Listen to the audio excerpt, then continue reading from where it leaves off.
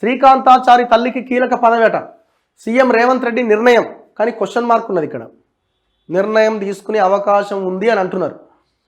సెక్రటేరియట్లో ముఖ్యమంత్రితో శంకరమ్మ భేటీ. ఊరించి మొండి చేయి చూపిన గత ప్రభుత్వం. ఇప్పటికే నామినేటెడ్ పోస్టులపైన సీఎం కసరత్తు.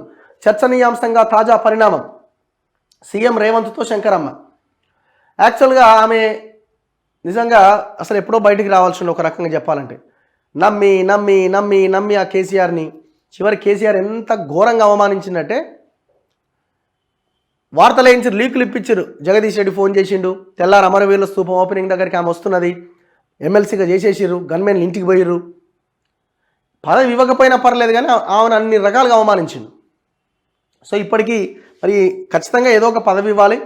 ఆమెకి పదవి ఇవ్వడం ఒకటైతే, తెలంగాణ రాష్ట్రం కోసం బలిదానం చేసిన కుటుంబాలని ఆదుకోవాల్సిన అవసరం ప్రధానంగా కనబడతా ఉన్నది. ఎందుకంటే వాళ్ళు చాలా దిక్కులేని దారుణమైన స్థితిలో వాళ్ళు బతుకుతూ ఉన్నారు. వాళ్ళకి ఎంత చేసినా తక్కువే, నువ్వు ఎన్ని డబ్బులు ఇచ్చినా తక్కువే, వాళ్ళకి ఎంత చేసినా తక్కువే. ఎందుకంటే వాళ్ళ పోరాటమే, వాళ్ళ బలిదానమే ఇవాళ రాష్ట్రం తీసుకొచ్చింది కాబట్టి. శ్రీకాంతాచారి తల్లికి ఏం పదవి ఇస్తారు? ఇప్పుడు 54 కార్పొరేషన్లు ఏవో పెండింగ్లో ఉన్నట్టున్నాయి. మరి కార్పొరేషన్ చైర్మన్ ఇస్తారా, లేదా ఏమైనా ఎమ్మెల్సీ ఇచ్చే అవకాశం ఉందా? ఎమ్మెల్సీకి ఎంతవరకు అవకాశం ఉంది? వీళ్ళ దాంట్లోనే చాలా పెద్ద ఎత్తున ఆశావాహులు ఉన్నారు. లేదా ఏమైనా కార్పొరేషన్ చైర్మన్ ఇస్తారా అన్నది చూడాలి. మొత్తానికైతే ఆమె నిన్న వెళ్ళి కలిసినట్టున్నారు. అంటే మొన్న మాజీ డిఎస్పీ నళిని గారి ఎపిసోడ్ చూసిన తర్వాత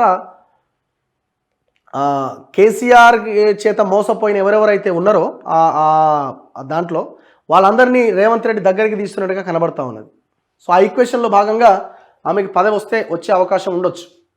దట్టు ఒకవేళ పొలిటికల్ ఎజెండా అంటే ఆ లైన్లో పార్టీలు ఆలోచిస్తాయి కాబట్టి ఇప్పుడు ఎంపీ ఎలక్షన్స్ కూడా ఉన్నాయి. ఇది కూడా ఏమైనా అడ్వాంటేజ్గా మారే అవకాశం ఉందన్న భాగంలో కూడా నిర్ణయం తీసుకోవచ్చు. చూడాలి.